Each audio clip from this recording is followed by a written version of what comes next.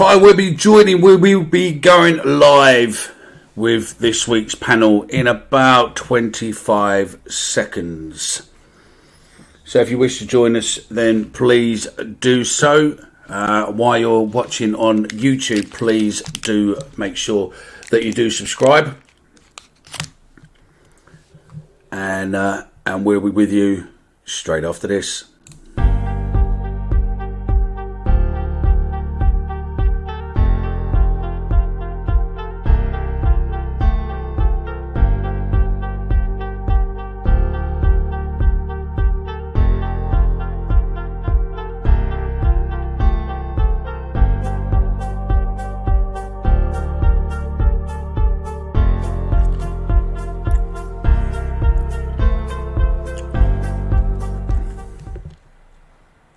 Good evening, welcome to another edition of that Millwall Live Interactive Fan Show. Got to be careful what words I use in case I offend anyone on Twitter, as I've seemed to have done before with choosing names. Anyway, agenda for tonight is here, as you can see. Our agenda tonight is going to be talking about Sunderland away. We're going to be talking and looking in a bit more deeply at Bart versus Long. And then it'd be really rude not to talk about England and whether or not it's too early to start believing. So we will crack into there. But first and foremost, I am joined by three members of the panel so far. There are promises that we could be joined by more as we go on through the show.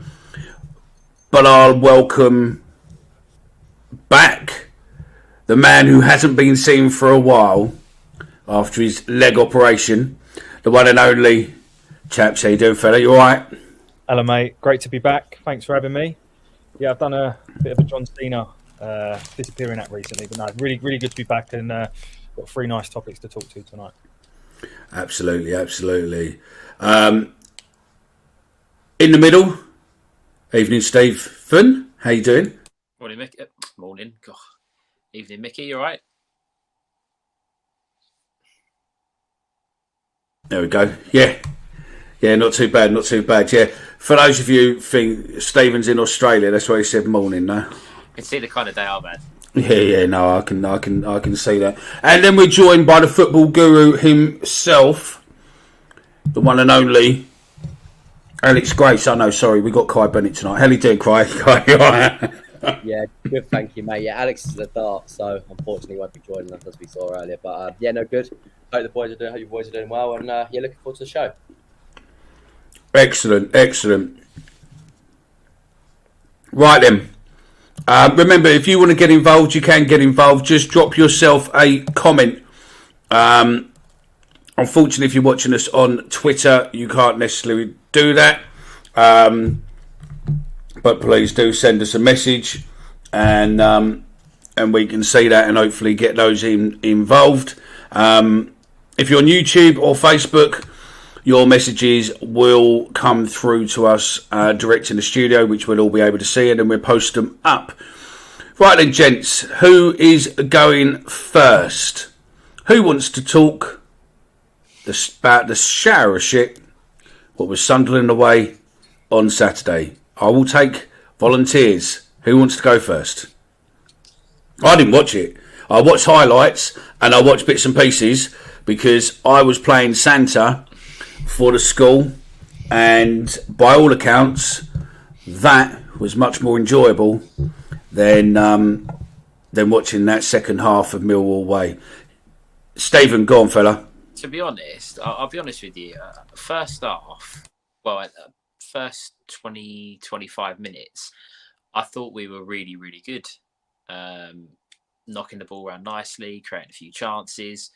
I thought we were very, very unlucky to not score just before half time. And you kind of go in at half time 0-0 and you think, right, something to build on, good solid away performance so far. And then all of a sudden it just fell apart. I don't know what was said at half time. I don't know what the message was.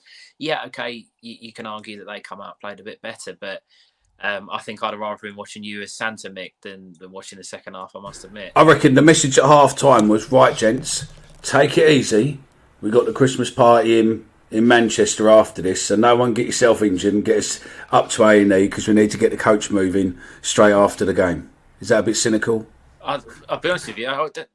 It seems something stupid was said because they went from being on the front foot and creating chances to just allowing Sunderland to have time and space, and much like QPR at home earlier on in the season, we just let them run the game. It was very poor, chalk and cheese performance from first half to second.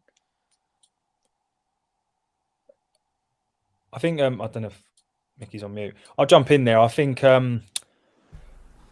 we've played a lot worse and won, in my opinion. I put like my post-match chat up, and I've had a few Sunderland fans like pipe up and talk about how they battered us, which is, I don't know what game they were watching because they didn't. And the facts, we had 19 shots to their 11. So if that's a battering, then I'd like to you can't argue with facts.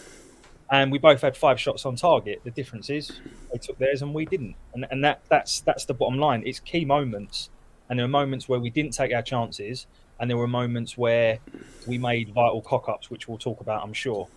I think I agree with what Stephen said, but I also think it's not always a case of us allowing them to play. They're the home team, right? They've got very, very good informed players, particularly in attacking areas. There's 30-odd thousand fans. It's unrealistic to expect that they're not going to come out in the second half, all guns blazing and firing. And they just got a vital goal that they then backed up very quickly. So it's one of them. I think it could have gone either way. And it really reminded me of the QPR game, as Stephen said, because we lost that game 2-0, if I remember rightly, at home, and there wasn't that much in it. And that is genuinely how I see this game. I mean, there was one Sunderland fan will come in with a good comment where he said, I'm a Sunderland fan. David Harris, his name is. He said, I'm a Sunderland fan.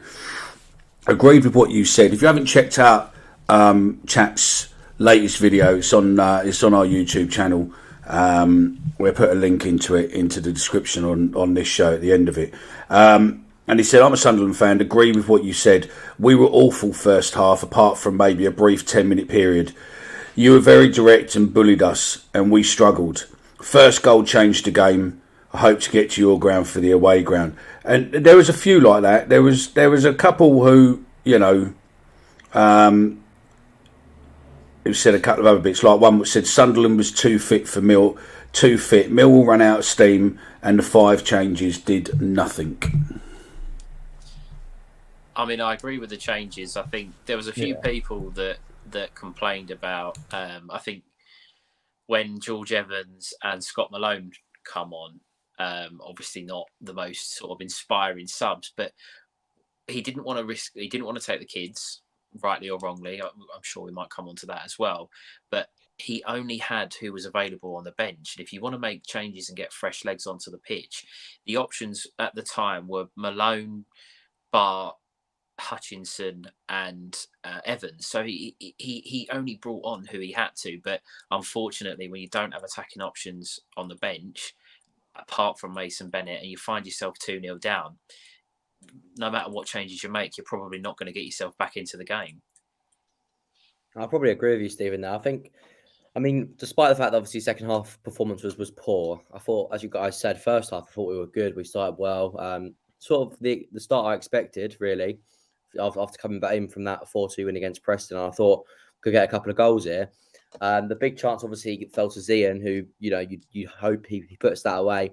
But Bradshaw also could react, doesn't quite get a foot on it. Where he's onside as well. So he tapped that home, would have probably counted. So yeah, there was some frustrating moments in the game, then that being one of them. But second half, we just looked like we just lost any momentum we had. I thought that it's difficult. I think I really like Voggy. I really like him on the right, but sometimes we might need that little bit more pace down the wing, and maybe that's where we get undone a little bit. Mason Bennett, obviously not starting, Tyler Bury being ill, or not being quite fit enough to play. Maybe that Tyler Bury role or Mason Bennett starting from the start, because I thought Mason Bennett was quite good when he came on. He looked lively. Maybe might have made the difference. But first half we were very good, and it's a shame we couldn't have made something count from it.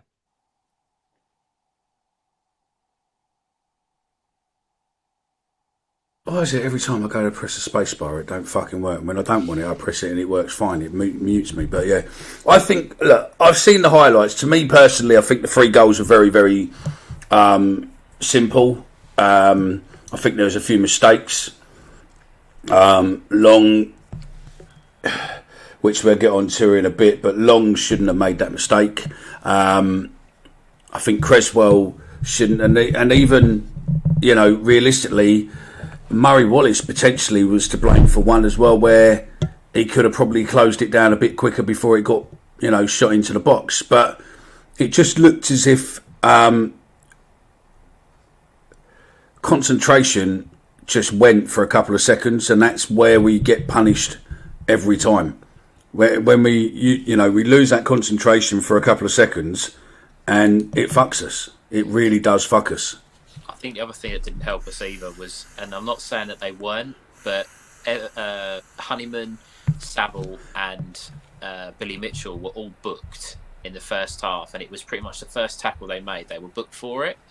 And when you're a team like when Millwall press, when they press well, we create chances. We win the ball back a bit higher. Obviously, the chance for Fleming was created because of the high press, but you also have to be able to put a foot in. And if your 3 midfielders are going into the second half on a booking, one mistake, they're off. And I honestly think that played a little bit of a part. I think all 3 of them were conscious of the fact that they couldn't maybe necessarily play their game. Yes, you then argue you could change it, but I think that was, as well as the concentration, I think that the 3 in midfield were struggling with the fact that people were running at them and they couldn't afford to make a mistake because they'd have been sent off. Yeah, maybe. Yeah. Maybe. You could have a valid point there, fella. So, yeah. I think any pluses to take out of the game? I think the pluses to take out of that game was there was a couple of players for me that I felt come away with credit. So I think Danny Mack had a good game. I thought. I don't think he put a foot wrong. Really, I don't. Maybe you could argue he was out of position. Was it for their first goal? But I think we were attacking, so I think he was. I think he was really good defensively and offensively. I think Vogie was quite bright in the first half. I really like him, and I know he divides opinion actually quite a lot. I like him too. I think he needs a goal, and I'm literally desperate for him to score because I think his work rate. He's very unselfish. I mean, let's be honest. What sort of player? He's not a right winger. I can't sit here and say I know exactly the positions he played in Germany. You can tell through his style of play, he's not a right winger. And yet he's been stuck out there. And I think he does. I don't think we've got anyone better at the club at the moment, put it that way, that would give us what he does. Obviously, Bury's a different type of prospect. I don't think he's reliable enough. So I thought Vogie's first half performance was a plus. And I also thought Saville was really good. And I was gutted for Saville because to Stephen's point, he picked up a booking. But out of the 3 bookings we got, he was the one I don't think was a booking. No, it wasn't. No. And the other 2, they were. I think Billy Mitchell's was actually quite a bad challenge. He didn't mean it. It was quite a bad challenge. But Sav wasn't. And we all know that Sav is not the quickest. There was actually one moment in the first half where I think he tried to go around Diallo in the corner, and he realised halfway through that he was never going to get round him. But Sav is what Sav is, right? And when you take away his capacity in the tackle, it limits him a bit. But I still thought he put in a really good performance, and I think he only went off because if you have to take Mitchell or Saville off, Mitchell's got more legs. So I think that's why he went off over him. So I think they're the pros. And then the only other pro, which is a bit of a weird one for me, is we tried to sign Ellis Sims in the summer. And from what I understand, we tried really hard to get him. And he chose Sunderland. There's nothing we can do about that. But knowing that we tried to sign him gives me confidence that the club know what we need. And I know it's not a pro from the game. The point I'm trying to make is, for me, he was the difference in the game. I thought he was superb, everything he did.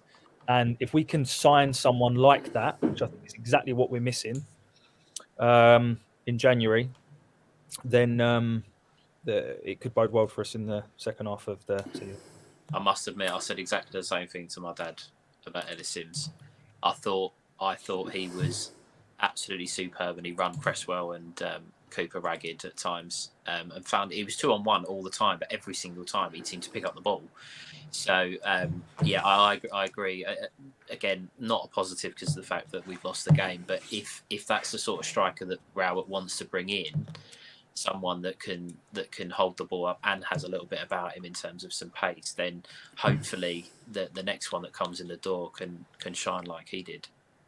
I mean, according to SofaScore, Vog Sammer was the highest rating on a 6.8, and then Danny Mack, Jake Cooper was 6.8 as well, and then Danny Mack, George Honeyman on 6.7, and then Murray Wallace 6.6, and the rest are all below there. But George Long got 6.1, and Ellis, who you were talking about, got 7.9.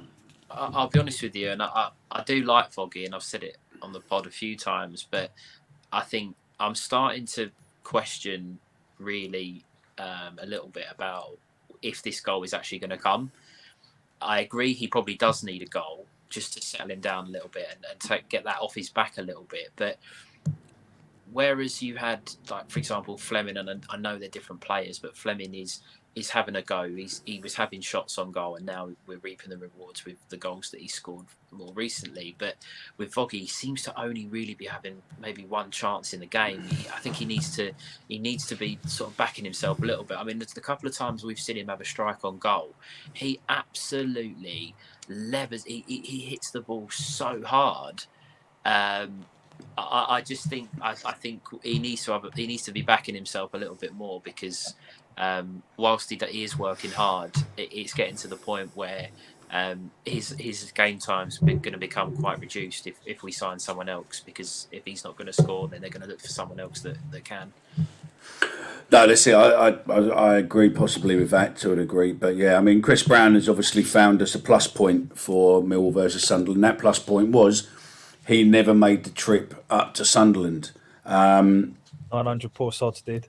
Yeah, 900 did. A lot like Phil Clark, Jack Clark were on the plane about 5 o'clock in the morning, 5:30 in the morning, flying up and then going and flying back down. So, you know, you look at the different aspects of what people did to get there and follow the club around the country. You sort of think that you don't mind losing if you try. It's when you just seem to put your head down and don't even try. So, yeah, I don't know. Kai, what's the Brazil score? Finished 4-1 to Brazil. Oh, there we go. Just in case anyone is trying to avoid it, we'll just ruin your evening for you. So, yeah. Remember, this is live. You can comment if you want to get involved on Twitter. You obviously know most of our handles already. Our accounts, so you can just get involved in there, but I have got you on the screen now, so if you do want to get involved, you can. We got some topics for the show before we probably move on to Bart versus Long. What's your understanding of the news, what Richard Cowley broke about the Irish lad signed and coming in? And to be honest, if Richard Cowley said it, then I'd probably suggest it's happened or it is happening, because he's got a very good relationship with the club, and normally he gets to get the exclusive before anyone else out there. I think much like Chris said earlier, and the sort of to back him up with hoping that if we're looking for a big target man, similar to Ellis Sims, I haven't seen much of him, so I don't know. But if he's a bigger physical striker, someone who we can look to hold the ball up a little bit better than maybe what we've got at the moment, it can only be a good thing. I think it's the sort of signing the club should be making, young players with potential to grow into really good players at this level. Hopefully we don't ruin him and send him out on loan or do make some of the decisions the club make or have made in the past with players. It's a bit baffling, but hopefully we give him an opportunity and can see what he can do. Yeah, I don't think we're going to send him out alone. I think he's going to end up playing, if I'm honest. But he does look a good player. I mean, Kai, what's your thoughts on him? No, he looks really talented. The fact that the bigger clubs like you, I think Leeds, Southampton, Wolves, so you've seen the link with him, shows that he's a good signing. Shows that he'll be a good player for us. I wonder whether one of the I don't know this. I'm just just saying it out loud. One as a thought. I wonder whether one of the deals, one of the conditions that he came to us instead of a bigger club, maybe he was guaranteed some playing time. Um, First team involvement, because obviously if you go to these, you look at Zach Lovelace, for example, he left us, was in and around the first team, got to go every so often. But Rangers, he's gone straight there and dropped straight down to their academy, and he plays for their academy now week in, week out. So I wonder whether this was this situation for him as well, whether he'd have gone to a bigger club, he'd have been playing in their academy, coming to Millwall, he's able to play championship football, get a run out, get a chance, and hopefully deliver on that chance. So I wonder if that's one of them. If it is, it'd be nice to see him play, nice to see a little bit of pace in the side. Hopefully got good physicality, and yeah, I'm excited about the sign. As Stephen said, it's signs like that should be making for the future and the long term goal. Yeah, no, I think it'd be good. I mean, looking at SofaScore with his heat map, he seems to be where he plays. He seems to be very prominent down that right hand wing. A little bit on the left dashes and in the box a lot, but mainly down that right hand side, which possibly could be a player instead of Vogslammer, to try and bring Vogslammer into the middle for the last part of the season push, put him into an attacking, a more central attacking role, potentially with Bradshaw and maybe Fleming behind him, could make an interesting second half. I mean, this young kid, there's not really a lot about him. I mean, he's 19 years old, 172 centimetres. Favourite position is a forward. Right-footed. Scored a couple of goals, nothing outstanding, but it says there's no outstanding weaknesses and no real outstanding strengths. But yeah, we'll add his stats to the website in a little bit, and then you'll be able to check it out or go on SofaScore and drop it out. But I think he's definitely an interesting prospect for us, and I think signing players this sort of age, and I don't think would have cost us a lot of money. It's great investment going forward, because if we can keep hold of him for 2, 3, 4 years, and then sell him on when he's probably 24, 25, we make a shit ton of money hopefully, and then we can use that money to reinvest. Same as with Fleming. Again, if we can keep Fleming for another year or two, maybe 3, whichever, but then we get rid of him to a Prem for 15, 20, 25 million, maybe more. It'll be an interesting time. I mean, Stephen, you're working on something for the website now between him and the Man United fella, aren't you? But that's the stats on them look very interesting comparing the both of them together. I mean, our stat partner is obviously Compatinator, isn't it? Comparinator. I can't pronounce their words. Kai.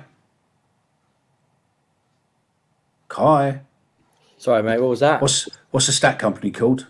Comparisinator. That's the one. So yeah, but yeah, the stats are there. What's your thoughts on those stats you've seen there, then, Stephen? It's interesting. I've been obviously comparing Anthony and Zian Fleming both before leaving the Eredivisie, and obviously now that Fleming's joined the Championship and Anthony's gone into the Premier League. It's interesting because obviously Anthony comes from Ajax. Ajax are the sort of arguably the biggest team in Holland, and Man United fans were excited because they saw a couple of tricks that Anthony does, that stupid ball spin that doesn't actually beat anyone, but everyone seems to love it. But if you drill down and look at Anthony's involved in goals and stuff, goals and assists, but Fleming was more of a match winner than what Anthony ever was for Ajax. He scored more important goals. He was more important to his team. He come up with big goals when it mattered more. And I think, yeah, okay. Look, Man United paid 75 million or whatever it was for him. We paid 1.7. Obviously, there's, they think they've got the better player. But from what I've looked at and what I'm kind of sort of working on with it, in terms of impacting games and winning games, in terms of what we paid and what they paid, we've certainly got a better deal in that sense. Yeah, no, I agree with you on there. Right, there is a poll which just gone live on our YouTube now. Is in who would you pick? Would you pick Bart or would you pick Long? Obviously, there. Chris Brown, apparently he said his goodbyes in the dressing room after their last game. Oh, the Irish lad. Yeah, I'm thinking, who's that in our team which just said bye-bye? So, yeah, we'll see. So, yeah. You got something to say on the Irish lad, Chris? Have you said it?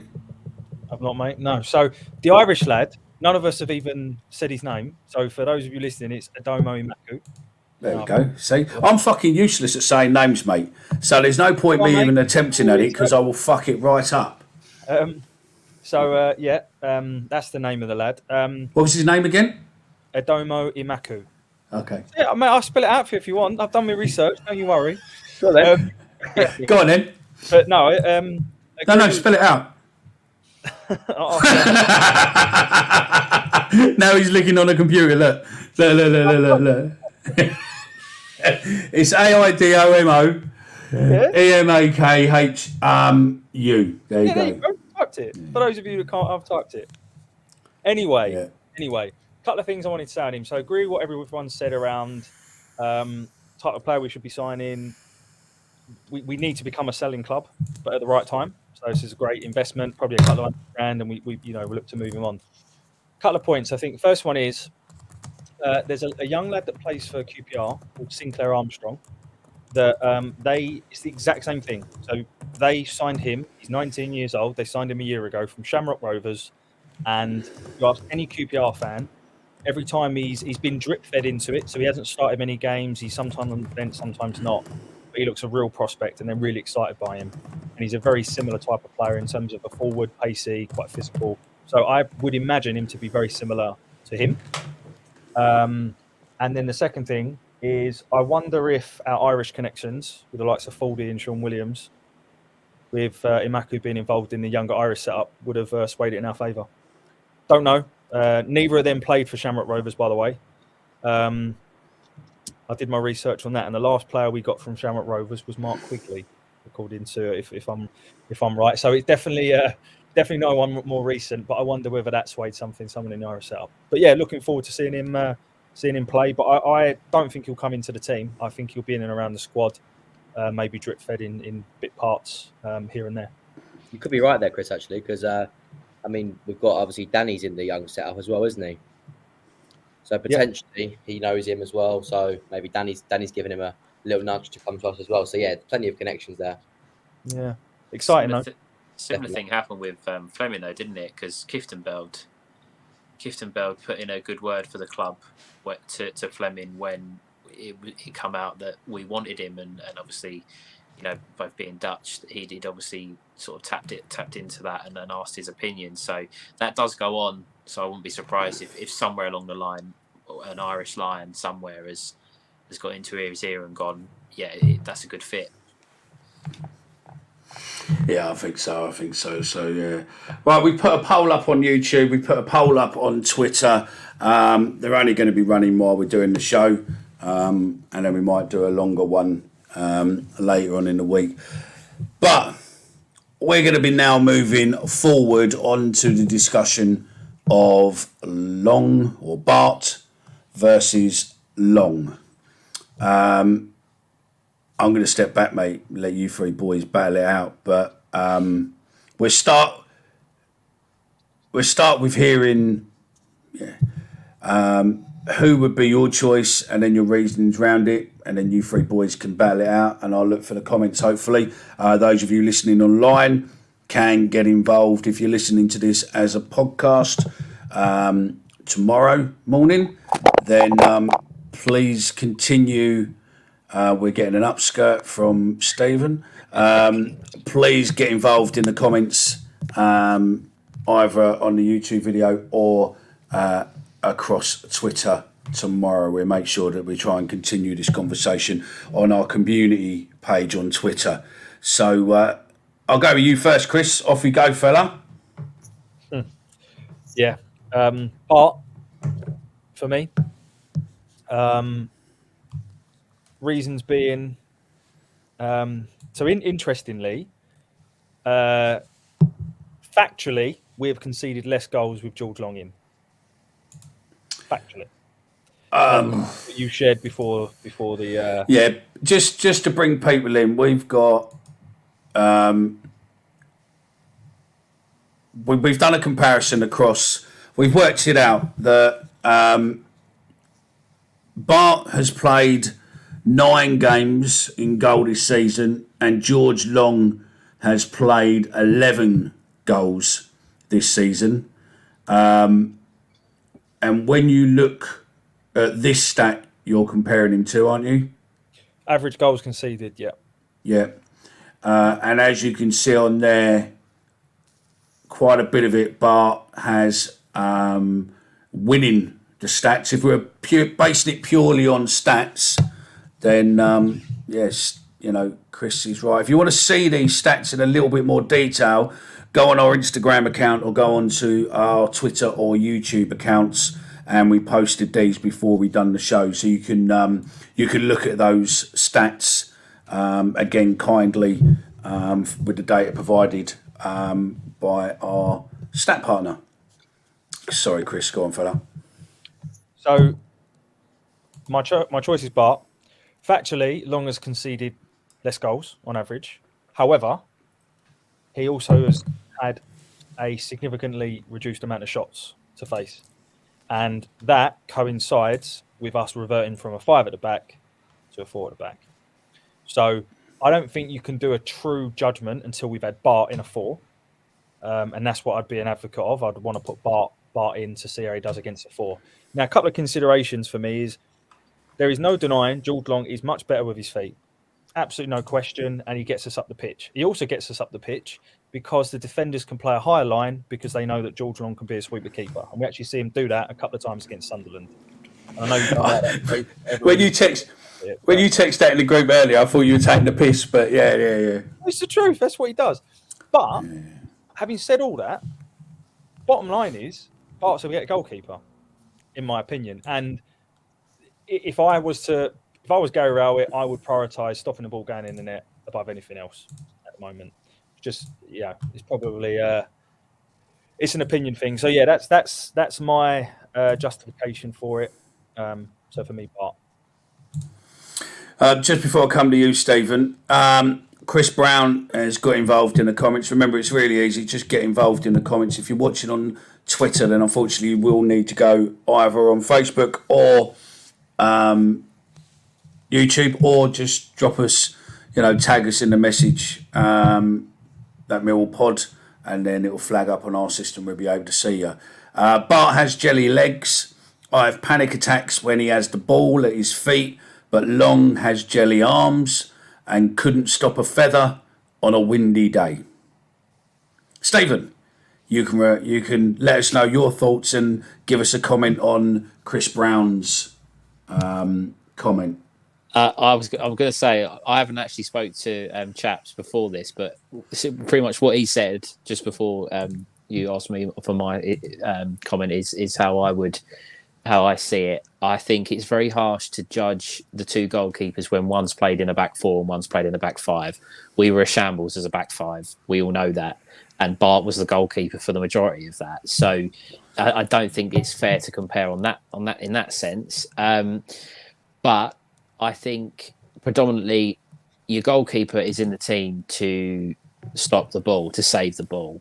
Yeah, it would be lovely if we could have goalkeepers like Edison that can play with his feet and do whatever he wants and be an outfield player. But ultimately, you want your goalkeeper to save you and earn you points.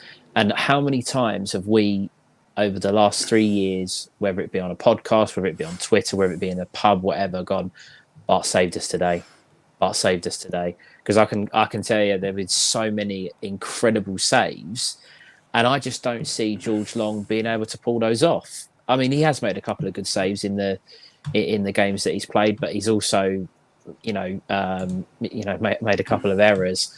And the issue with saying about the comment from Chris, he said that about Bart's jelly legs. Yes, with the ball at his feet, it is very, very nervy. There's plenty of times at games when sitting obviously in the home end, and you just think, God, just kick the thing, get rid of it, because you do sort of have a little bit of a panic attack. But how many goals can you name now that who's on this and anyone that's at home that we've scored from passing the ball out from the back from our goalkeeper to our defenders and playing free-flowing game? Doesn't happen. We don't score hardly any goals like that. Yeah, okay, Long gets us up the pitch, and a couple of times he's knocked it long. I think the Watford game springs to mind. We created a couple of chances there. But I want my goalkeeper to be stopping the ball going in the back of the net, not being able to play passes out from the back. So much like Chaps, for me, my choice of goalkeeper would be Bart. Okay. Kai, we haven't got another comment to come into you there, mate, but we'll let you in. If you are watching us, then please do get involved. I am on about a 15-second, 20-second delay by the looks of it on Twitter for some unknown reason, which is really off-putting, where I'm looking at the poll and I keep seeing our video sitting above it, and I keep looking at myself looking completely the other way, doing something else, and I'm thinking something's not right there. But no, about 15 seconds on Twitter. But yeah, just before you do come in, Kai, just quickly, on the Twitter poll, we've had 24 people vote. You've still got 22 minutes left. Bart is winning with 83.3% of the vote. Kai, who are you voting for and why? Okay, so when Long first came into the team against, I think it was Blackpool, I believe. I thought it was I was confused. Well, I think everyone was confused, weren't they? And considering Bart hadn't done anything wrong, it was a little bit nerve-wracking for them. Not kind of wondering why he had been dropped. But when George Long first came in, you could really see his attributes. He's kicking. I know you guys said about his kicking, and obviously, it's not the be or the end all. But the composure and the ability we have to play it for the back now is really, really nice. I mean, the ideal situation here, you put both keepers together and you have a perfect keeper. But obviously, unfortunately, you can't do that in life. So, but I do agree with probably both boys, and it'd be amazing, wouldn't it? I'd probably go. I probably will have to go for Bart, just because of the saves he has made in the past. Like, the one that springs to mind, my favourite ever save from him was his save against Cardiff. Do you remember when Lee Tomlin absolutely bashed one and Bart literally fingertip save around the post? It looked like it was going in. And there was one against Luton a couple of years ago where he's reacted really quickly. So his shot stopping is unbelievable. Not so good with his feet, but if we can get our defenders have got better with their feet, and therefore we can use that a little bit more, hopefully. But so yeah, I'm going to have to go for Bart like the other two. Okay, Mike has got involved, and Bart for him. Chris Brown has got involved, and Bart for him because he is the better stopper. Now, Daily Millwall's come up with an interesting point, and I'll be pleased to hear your thoughts on it. We'll start with you, Kai, and then we'll go down to Stephen, and then obviously Chris. Hutch missing is the problem. Play Hutch and then play George Long. Poor defence puts extra pressure on the keeper. I actually think he probably hit the nail on the head with that. I think Charlie Cresswell, when he first came in, looked really good. Then had a little bit of a dodgy period of season. Then just before the break, he looked like he was back up to what we thought he would be.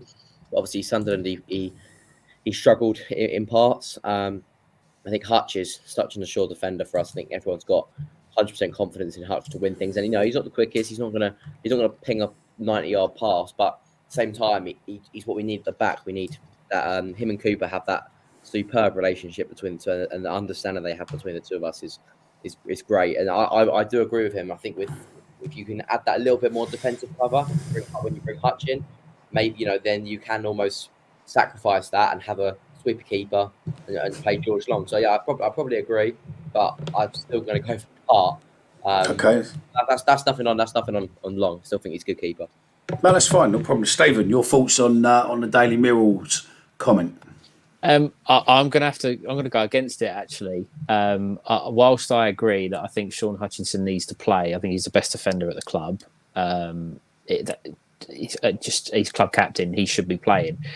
I wouldn't trust Sean Hutchinson or Jake Cooper with the ball at their feet.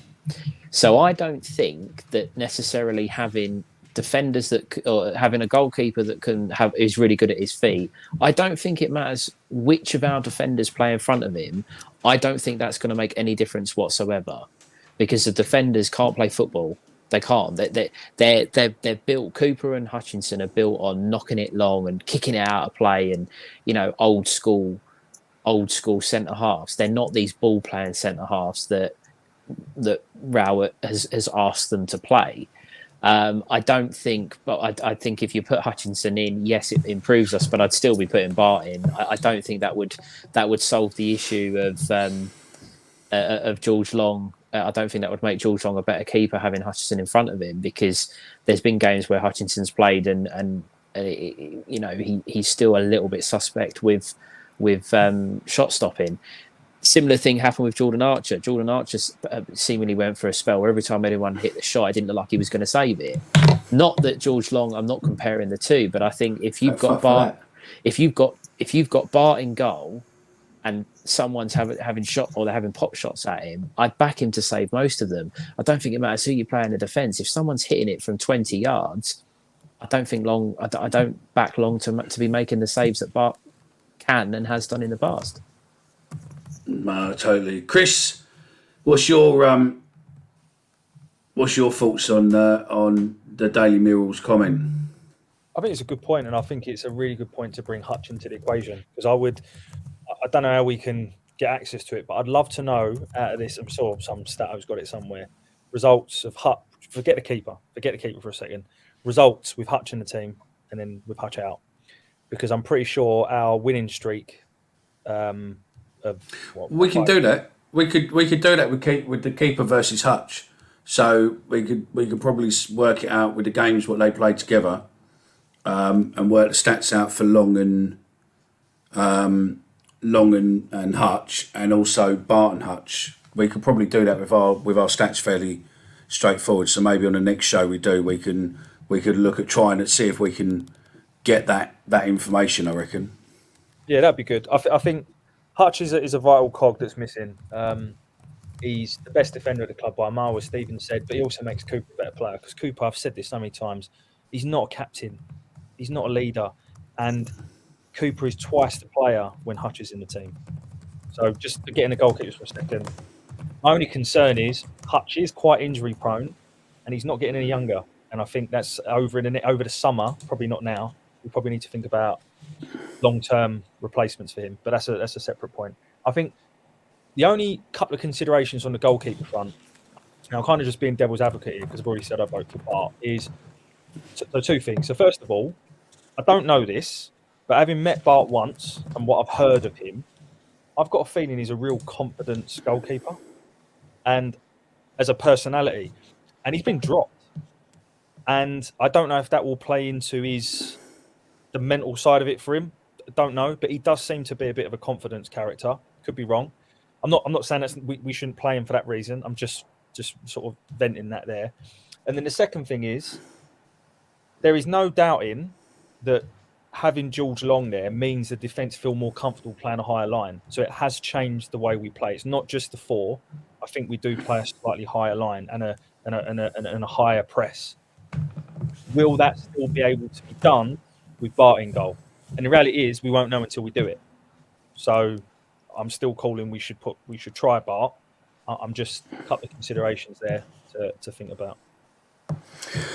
No, I think that's it. I mean, I think they're both, decent keepers. Let's not pretend that Long is going to be our number one keeper if Bart is to leave, or if Bart, steps down as such, because he isn't getting any younger.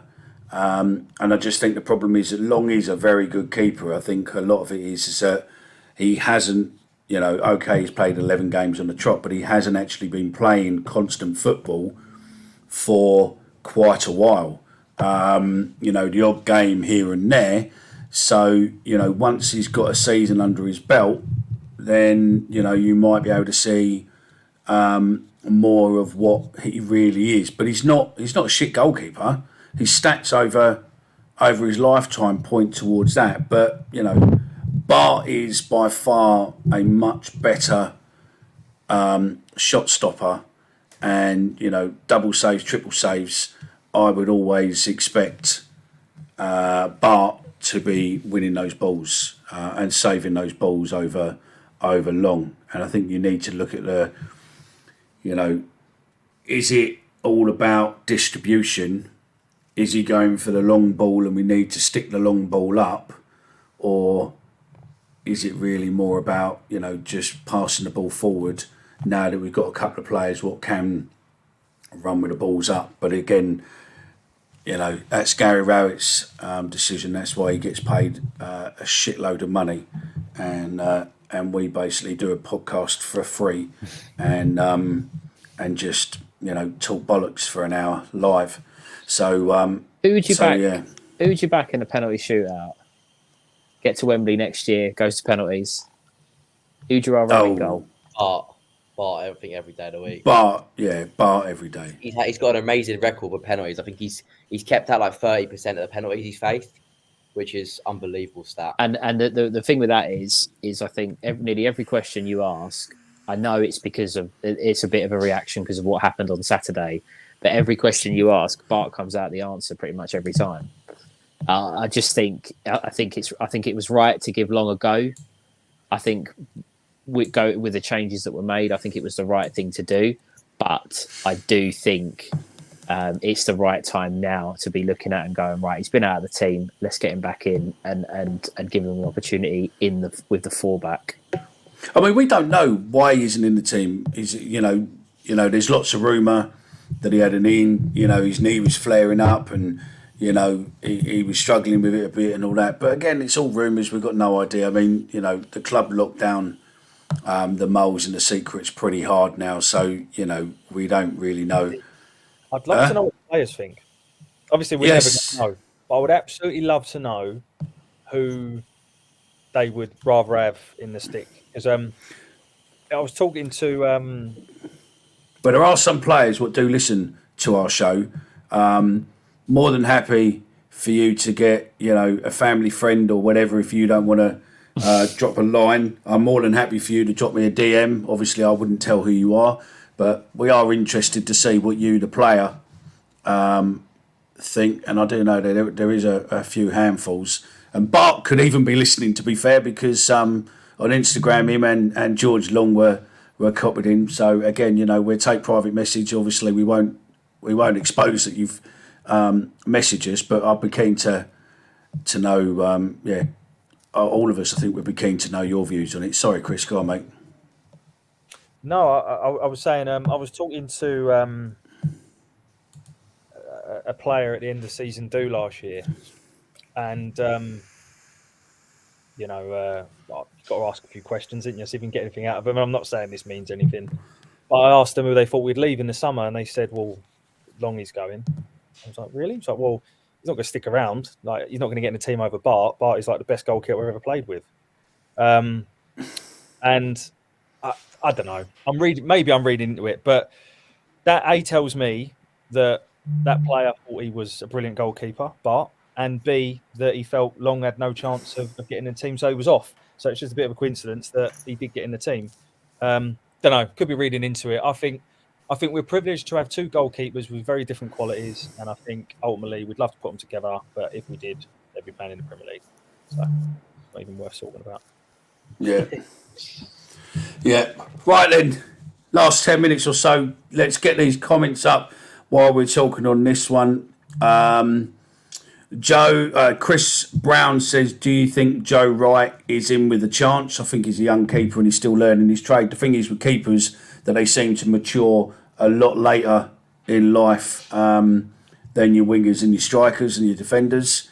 So I definitely think he's definitely for the future.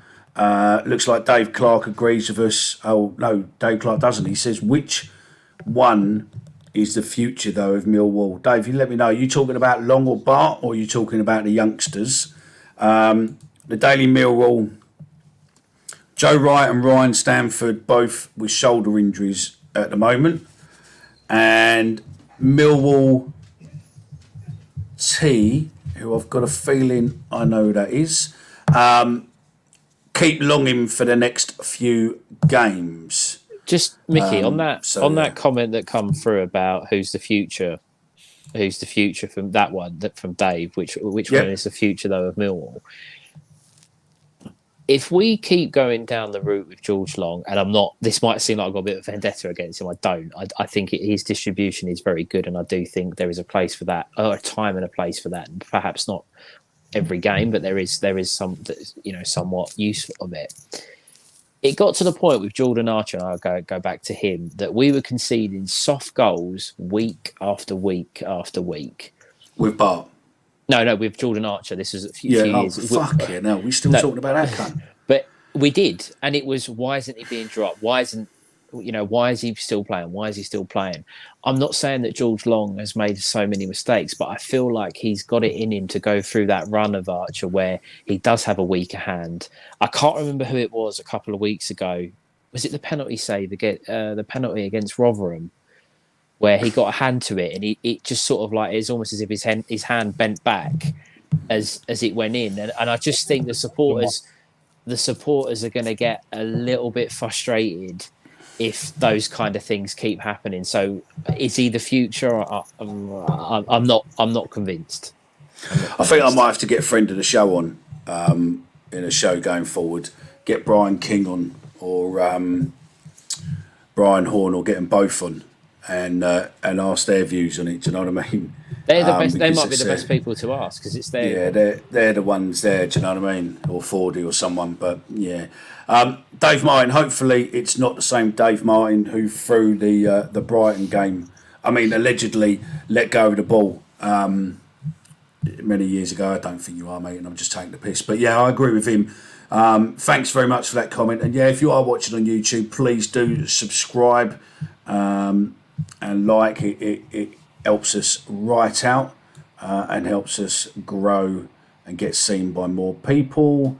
Millwall Nutter, what do you think of the new kid, 19 from Shamrock Rovers? Well, unfortunately, Millwall Nutter, you've joined lately. You've joined late, so you can either rewatch when we finish and go back to the beginning half, and about 15 minutes in, we talk about him, or this is a podcast out at R5 in the morning. You can listen to it on your commute as a podcast, whichever way you want to do it. But we've already spoken about it, and there's no point us going back over old ground.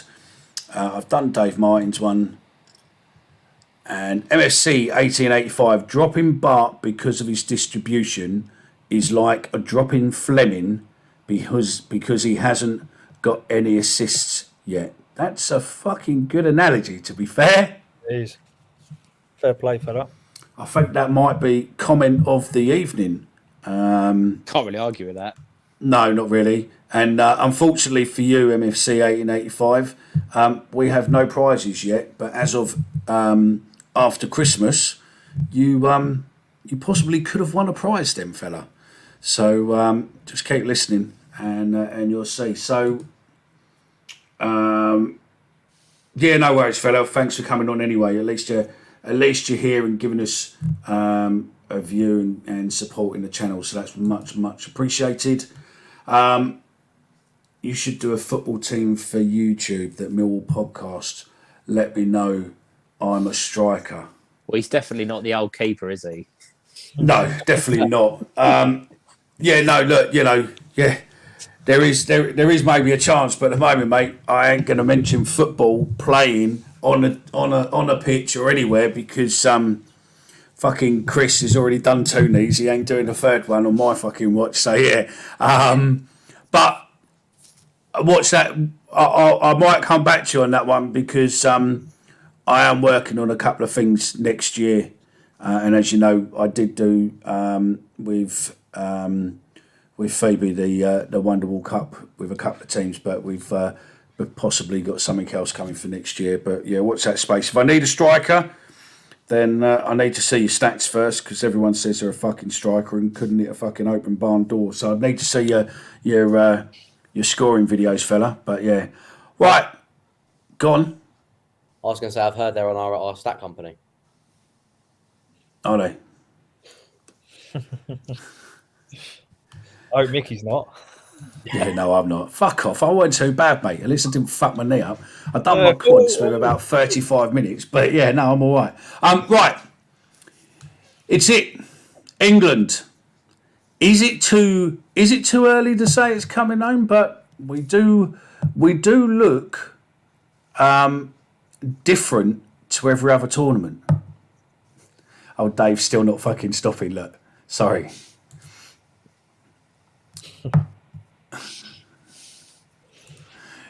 Hang on, Mick. Right, you're the striker. Who would you want in goal? Bart or Long? Who do you think would save your shots?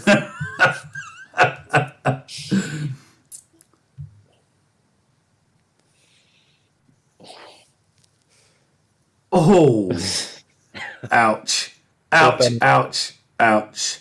I do love this. Each week we get more and more comments, which makes this, doing a live show a great idea. There we go. He's gone for Bart as well. So yeah. Right, England.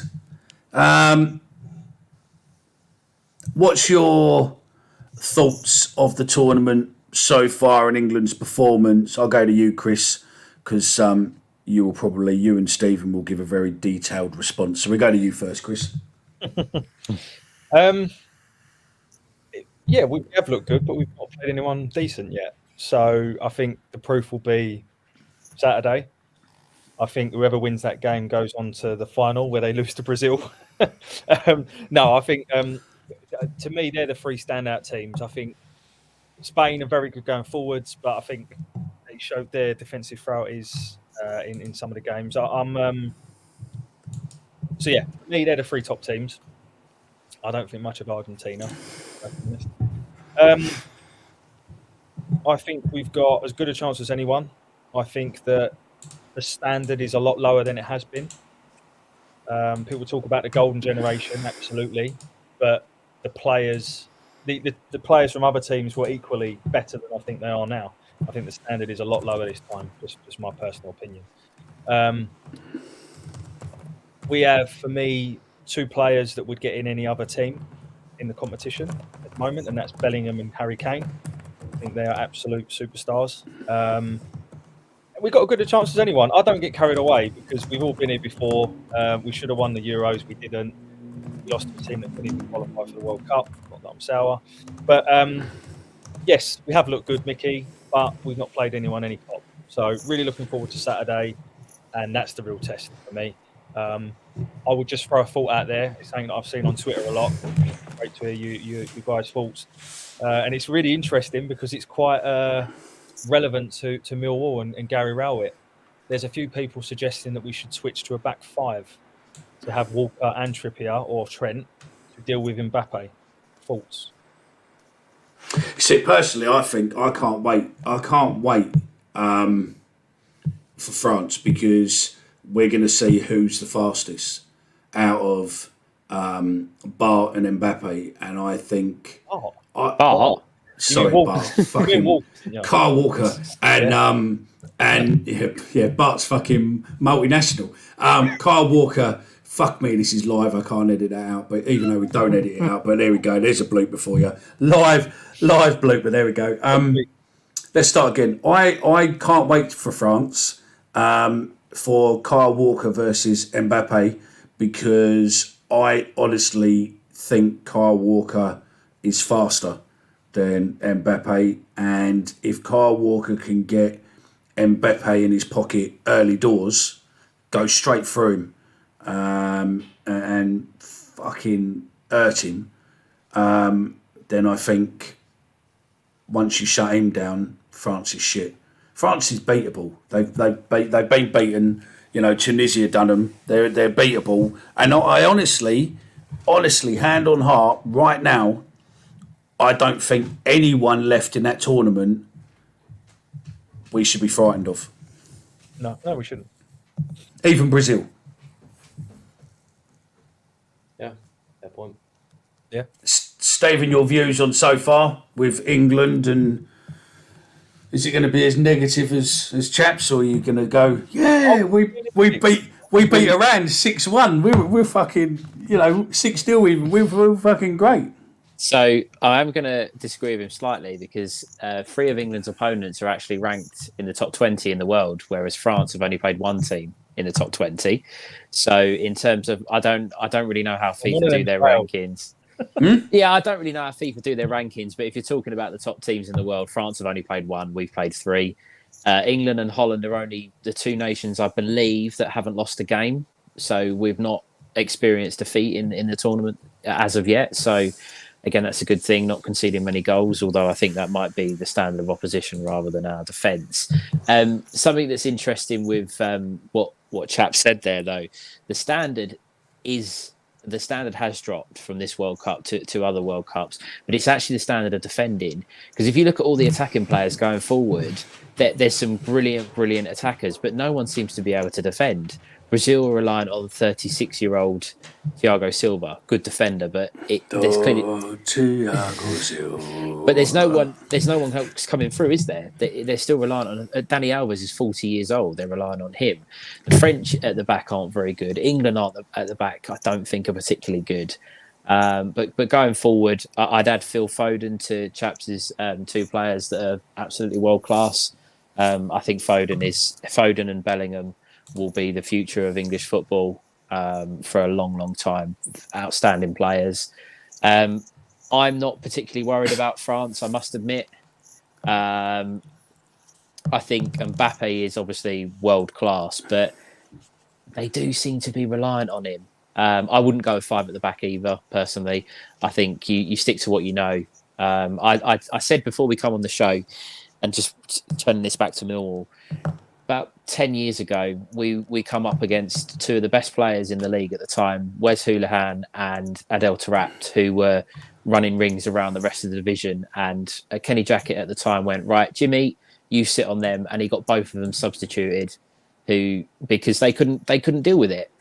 I would argue that on Saturday, I would say to Declan Rice or Jordan Henderson, I don't expect them to keep up with Mbappe, but stick to him. Mark him out of the game, and let's see what the other French players can do. Because if you take Mbappe out, I don't think they've got very much. And to finish, whoever wins the game on Saturday goes on to win the World Cup for me. So whether it's France or England, whoever does it goes on to win. France can't do it, if I'm honest with you, mate. We can't have them winning 2 back-to-back, for fuck's sake. We'd never live it down. Fucking hell. Kai, your thoughts, fella, and then I will come to the comments. And just one quick one. Mike, no, I don't. I'm at the moment, I am completely teetotal, so unfortunately, no. That is water, I promise you, and not vodka. Yeah. It's all about the drugs at the minute, mate. No, not those sort of drugs either. So, yeah, before that one cuts out, someone's just going to cut that bit out, isn't they? Kai, coming in, tell us your thoughts on England so far, fella, and tell us how many England games have you not been pissed at yet? I haven't been to any England games, to be fair, this year. Okay, but watching on telly, don't be fucking funny, fella. To be fair, I watched yesterday. It's Sunday. Pissed. I wasn't. I was having a good time with my proper mates. I really was. I promise you, I was. I had a couple of good. Should we change the subject for you? Just tell us how England is. Come on, what's your thoughts on England so far in this tournament? Rather than making you sweat. No, I'm buzzing with how England have done so far. I think they've been really good. The Iran game was a really good performance, and I know it was only against Iran at the start, but teams like Argentina, Germany, they both lost their first games against Japan, Saudi Arabia, and the way we really conquered Iran with so much dominance was really impressive. USA was a bit of a boring game. Probably won't really touch on that too much, but Wales was a really good performance. And one thing I saw Harry Kane say earlier on, it's called the Lion's Den, isn't it? The England show. He said something like, in the games. I Wonder who had a show last year, 2 years ago, called Into the Lions Den. Maybe I need to talk to the FA about fucking stealing my name there. But yeah, go on. No, he made a good point about how every time we've scored in this competition, we've gone on to back it up with a quick second goal so far. And he said that that's really killed off games like Wales. We scored 2 in about 2 minutes. Obviously, yesterday against Senegal, we scored 2 in 10. Iran, we scored about 3 in about 5. So did Sunderland. Yeah, right. But no, it's been good so far. I think we're going to beat the French. I think. I reckon probably follow the same sort of pattern. I reckon 2 second-half goals win it. I reckon Harry Kane to get one. And I reckon I'll go with a Saka goal as well. Happy days through to the semis, I reckon. Fingers crossed. Okay, let's get some of these comments. Ken Clark says Bart. So he reckons Bart's quicker than Mbappe? No, he's talking about Bart versus Long, obviously. But he might be. Bart could be. But fuck me, I've made so many fuck-ups tonight. It's unreal. I tell you what, as well. If I we love lose doing Danny shows Mac, with Chris. If we lose Danny Mac, then Bart could play at right back for us. If that's... Okay, Dave Martin's still going. He's left-footed as well, so that's the last comment on it. I've answered that one. Sorry, disagree, Mickey. He had trouble with the Senegal winger. Yeah, he did to a degree, but we still fucking beat him. Oh, and on that as well, the Senegal winger that he's talking about, Millwall kept quiet at the Den this year because it's Ismail Assar. Yeah. Watford. Yeah. See, Millwall can do him, but Kyle Walker can't. It says a lot, doesn't it? Hey, Kyle Walker, not even fit to play in our team. Like, time. Forwards from Senegal playing Millwall's league. This is what I'm saying. We've not played anyone any good. Like, we really ain't. Like, Ndiaye, yeah, all right, he's one of the best players in the league, and Sarr, but... You've been singing his praises, haven't you, for most of this season? Who's that? He's not a Senegal player, is he, or is he? Ndiaye is, yeah. No, yeah. He's brilliant for the championship. Yeah. What I'm saying is against England, like, it's like England playing a championship team. You know, some of these players are just... Anyway... I think we'll beat France, but all I'm saying is I don't think we should be getting carried away. I love this comment. Well, Giroud's got no pace, so that's not true. Griezmann's pretty slow as well. Mbappe might. Mbappe's rapid. Dembele, the other side. Dembele's got a bit of pace as well. Yeah. He's fucking rapid, mate, Mbappe. So, yeah. I also like Daily Millwall's gone. He plays out on the left.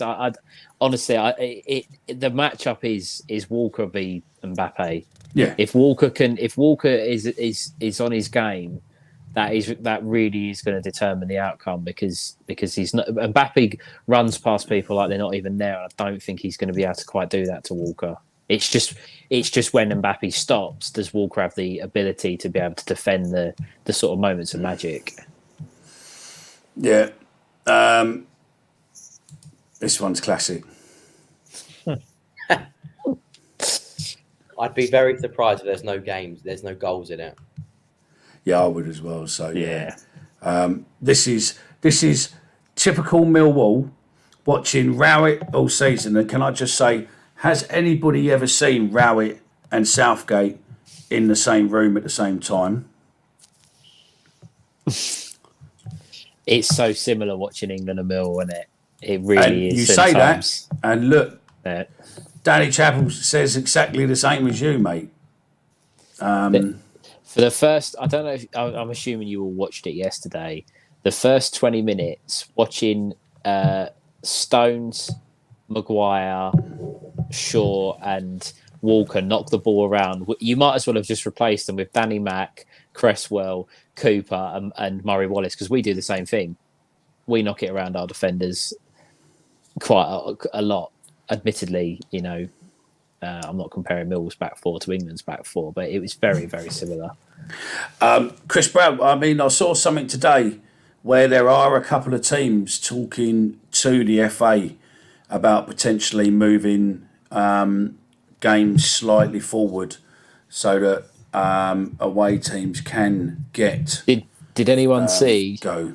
Did anyone see that Newport immediately rejected the appeal from Doncaster this weekend, obviously Newport being a team based in Wales, they literally was like, nope, you can travel and we're not doing anything about it straight away. Bitter. When they want to play in our league. But the thing is, what gets me with Wales, right, is that when we got knocked out, they were cheering, posting videos everywhere, all over the moon, all of that. When we give it back, they can't take it. Still, don't worry, fellas, you still got leeks and daffodils. We might have a World Cup instead, so fuck you. We'll see you in 64 years. Dave Martin suggests 3-2 to France. Yeah. Good question. We go to Kai first. Go on. We'll do this for about another 5 minutes. We'll finish up on this point. So go on in, Kai. Yes or no, or you can go in as detailed as you want. I think 100%. I think with Pep or Which Klopp, one? I'd say Pep. I think the players he's worked with at City, obviously like your Foden, your Grealishes, them sort of players, like John Stones, Kyle Walker, he's got that. He'd have that know-how of how to get the best out of them, how to make them, because City are just ridiculous in terms of the way they play. And if Pep could transfer them skills to England, who have got that exact, they've got all the needs and all the ingredients to do that. There's no reason why we couldn't do it. With a little bit of a change of style, a little bit of change of formation, we could do that easily, I reckon. And yeah, Pep would make a real world great. He has given a follow-up comment. Yeah. Oh. He might even be able to make Haaland change nationalities as well. Stephen, what's your thoughts on that? I'm going to be a little bit controversial here, but since Guardiola and Klopp have been at Liverpool and Manchester City, how many Champions League titles have they won? One? I think it's one. Liverpool. I think Liverpool have won one Champions League title, and Manchester City have got to the final and the semi-finals. So, Man City hasn't won one yet, have they? Yeah. Are they knockout? Are they knockout specialists or are they league specialists?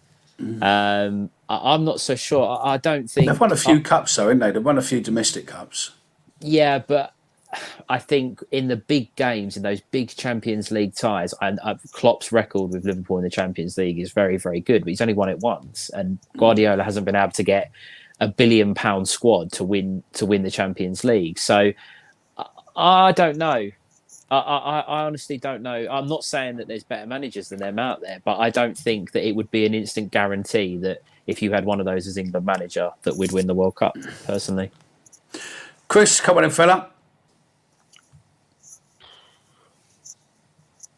Don't know. Sorry, I can't really answer it. I think he's amazing, but you can't argue what Stephen said. And ultimately, let's be honest, it's never going to happen. So it probably doesn't even. I personally think the German manager will step down. Hansi Flick, the national coach. Yep. I think he will step down maybe before the next major tournament, and I think Klopp will go to manage the German team. Well, it said that it was a report the other day saying that Klopp is obsessed with the Newcastle project. Yeah, well, so would I be when you got a fucking rich Arab, royal family behind it, and money's no option. I'd be obsessed with going to Newcastle as a manager. I mean, Christ, let's put it this way, right? I could go to Newcastle and manage that team and win football if I could go. I want.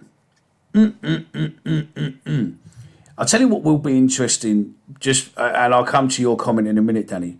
What will be interesting going forward is to see where Ronaldo goes and to see where, because it's reported that Messi could be going to Beckham's team, and there's also possible rumour that Beckham is trying to sign Ronaldo too. And it'll be, interesting to see finally Messi and Ronaldo on the same team. But personally, I think the money is too big a draw for Cristiano Ronaldo, and I think he will probably go to the Saudi Arabia team. I could see them potentially signing him and then loaning him to a Champions League team so that he can have one more season in the Champions League to see what he can do. But £173 million a year contract with a Saudi Arabia team, it is pretty much a no-brainer, I think, don't you? I don't think it's can have all the money in the world. Don't make him anywhere near as good as Messi for me. Yeah, but when you're on £473,000 per day, I couldn't really give a fuck what your opinions are, to be fair. I will just sit there, being in Saudi Arabia, which means that I will be tax-free because I make sure I live in Dubai. I will be tax-free, earning £500,000 a day. And you know what? I couldn't give a fuck. Like, honestly, what can you spend that? I mean, that's a story for another. Like, he's got enough money. I also think Ronaldo. I think he wants to still play competitive football. That's not. Yes. I don't think that's really what he wants. Personally, I as much as you say he wants the money, he still wants to go out at the top. And I could, if Portugal somehow win this World Cup, I could potentially see Ronaldo going, right, I'm done, and just retiring, finishing. Maybe. Right, let's not throw these comments before we go. Yep, Dave said imagine the attacks. What about the leagues and domestic? Yeah, they're still not Champions League, mate. And Man City always lives in Man United shadow for that one. England win the World Cup, will go up after a fantastic second half to the season. You know what, Danny? I'll fucking take that. Thanks very much. Dave, thank you very much. We do these for you.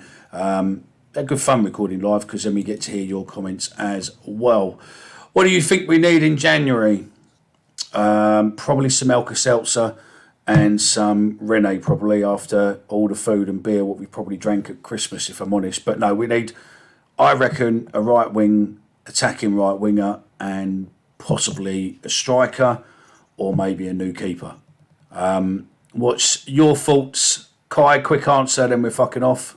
Right winger and a striker for me. Chris? I think we should go into this a bit deeper, to be honest, especially as we get nearer January. But mobile target man and a right winger. There we go. There's a show for over the Christmas period, and we're going to dig, because actually on the on our stat partner site, we can actually put in players who you want alike. So you could put, for instance, Mbappe and lower the money, and it will give you a list of players internationally what play the same style, but obviously within your wage bracket. Pretty much the same stuff what a lot of the clubs use. Our stat company goes from there. You had to put Ellis in again, didn't you? So, yep, you are obsessed, Chris. And thank you very much, gents, for all the fucking abuse. What the outside world doesn't see on our private chat comment group, where I have been pretty roasted tonight for my cock-ups. So it makes a change from me roasting you boys. So, yeah, that's it. Slightly longer than normal. Get involved if you do like this. Please join in every week. Get involved with the comments. If you think maybe we should change times, give us an idea on that one as well, because some of the panel thinks that I'm an old cunt doing 9 o'clock. But if you want us to change it, let us know. Also, let us know if you prefer Monday night or Sunday night. And maybe going forward next year, we might do a few other shows live, because it's great for your interaction. Hopefully we'll get more and more of you getting involved. Kai, thank you very much for getting involved, fella. Thank you very much, guys. Thank you very much for having me. Have a good evening. If you're watching back this and you write for a living, or you want to get involved in writing, Kai is looking for some writers for the website, which again is being revamped hopefully for next year. So definitely check that out. Stephen, thank you very much for joining us again, fella. And thanks and welcome to the panel with Chaps, who's very knowledgeable and a piss-taking cunt.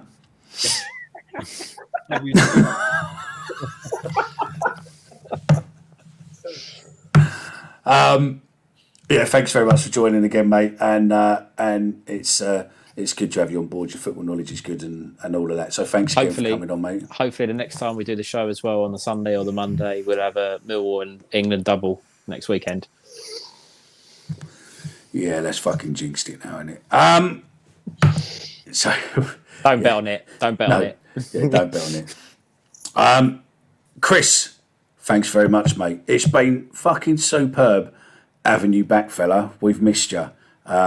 It's been nearly 6 weeks where we've not seen your gracious face and your fantastic wits and sarcastic drawl, and it's been great.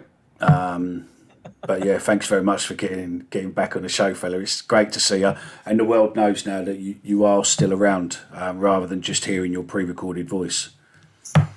Yeah, no, thanks. It's good to be back, and yeah, really enjoyed tonight. It's absolutely flown by, an hour and 20 minutes. And question for you then, lads, to end: would you want Millwall to win 6-0 on Saturday, or England to scrape a 1-0?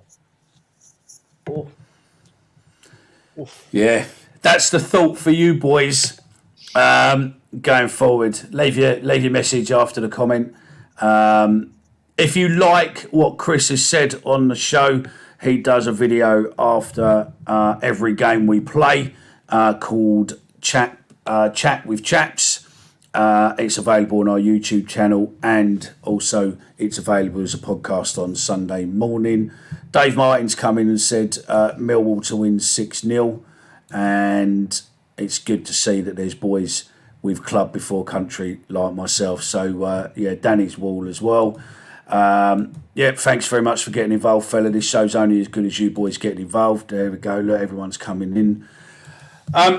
That's it from us. If you are watching on YouTube, which most of you are, please just press that subscribe button. That's us done for another week. It's been an absolute pleasure for you welcoming us into your space and letting us talk bollocks with you for just over an hour. That's it from us. We'll see you again next week.